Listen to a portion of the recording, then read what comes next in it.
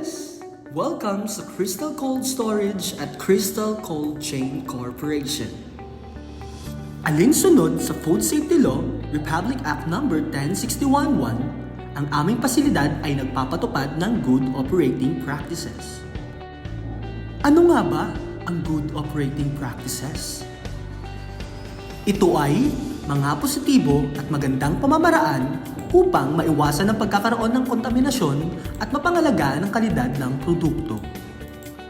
Ano ba ang kahalagahan nito kung kaya't kailangan natin itong sundin? Una, makapagbigay ng malinis at mataas na kalidad ng produkto sa consumer. Pangalawa, maayos na sistema ng trabaho. Pangatlo, pagbawas sa mga binabalik na produkto.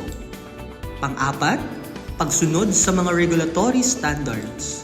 At panglima, maayos at ligtas na operasyon. Ang GOP ay nahati sa tatlong aspeto. Una, sa produkto.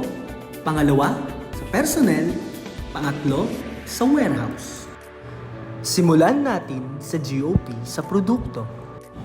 Ano nga ba ang kontaminasyon?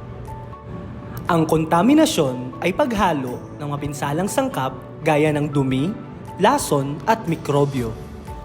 Ano naman ang tinatawag na cross-contamination? Ang cross-contamination ay pagsasalin ng mikrobyo mula sa isang maruming bagay patungo sa pagkain.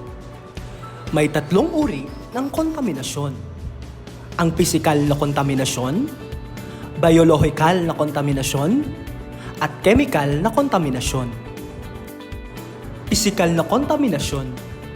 Ito ay uri ng kontaminasyon na nakikita ng ating mga mata.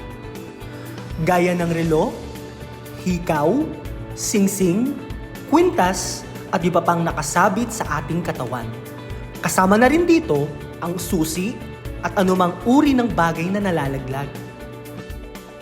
Biolohikal na kontaminasyon. Ito ay uri ng kontaminasyon kung saan ang isang organismo ay nabubuhay sa produkto.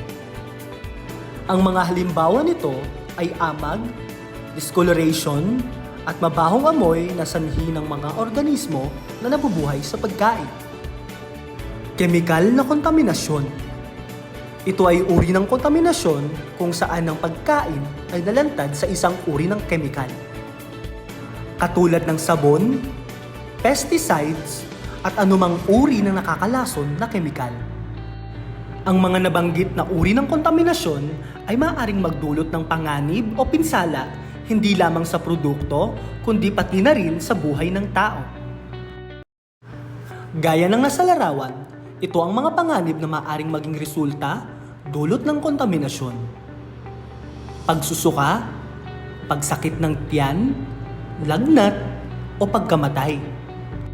Upang maiwasan ng mga ito, kinakailangan na magkaroon ng magandang programa ng paglilinis, tamang pangangalaga sa produkto, mula pagtanggap hanggang sa paglabas, kasama na rin ang pagkontrol ng temperatura. Alam nyo ba ang pagkakaiba ng paglilinis sa pagsasanitize? Ang paglilinis ay ginagawa ng may puwersa upang mas mabisa at epektibong matanggal ang mga nakikitang dumi.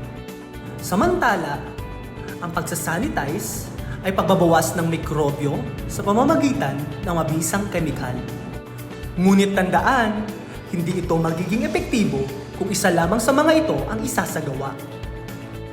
Sa pagre-receive, ang kinakailangan na temperatura ay -12 o mas malamig pa. Sa pag-dispatch o paglabas ng produkto, ang kinakailangan na temperatura ay -16 to -18 o mas malamig pa. Tumungo na tayo sa GOP sa personnel. Personal hygiene.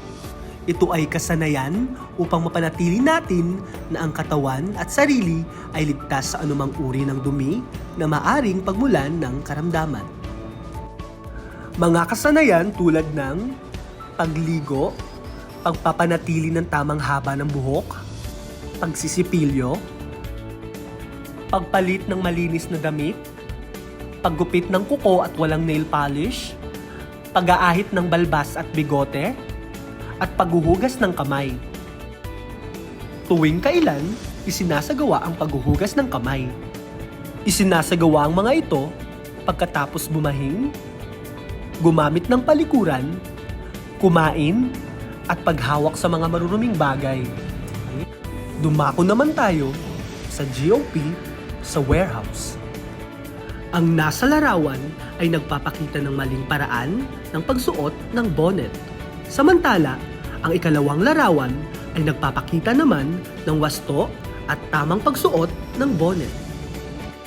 Laging tandaan na ugaliin ang wastong pagsuot ng bonnet upang maiwasan ang pagkalaglag ng buhok na maaaring maging sanhi ng kontaminasyon.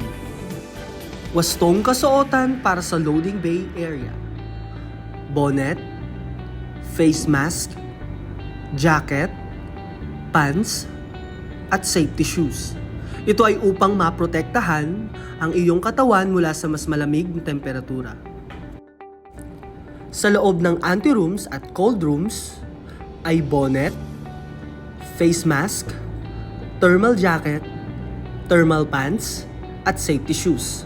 Ito naman ay upang maprotektahan ang iyong katawan mula sa mas malamig na temperatura.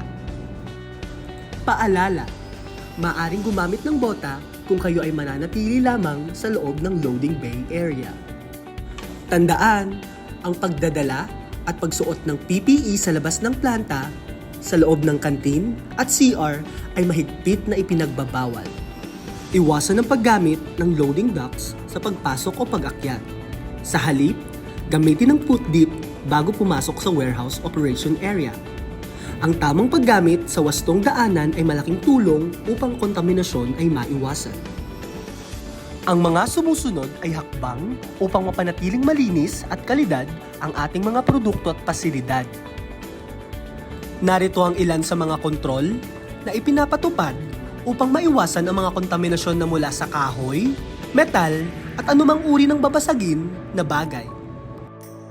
Narito ang mga hindi dapat dalhin sa loob ng warehouse operation area: gadgets, weapons, illegal na droga, alagang hayop, personal na kagamitan, at higit sa lahat, pagkain at anumang uri ng inumin.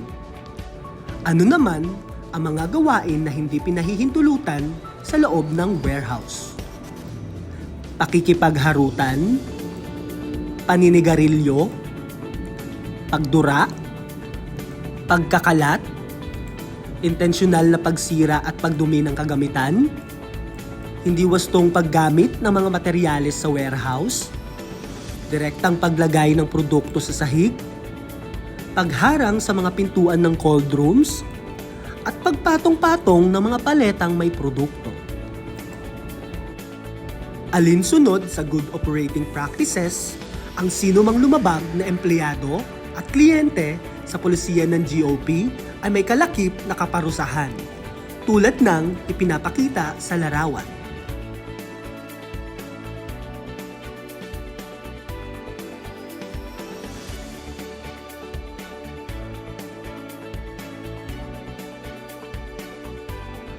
Tandaan, upang maiwasan ang cross-contamination at hazard, mahigpit na ipinapatupad ang pagsunod sa good operating practices.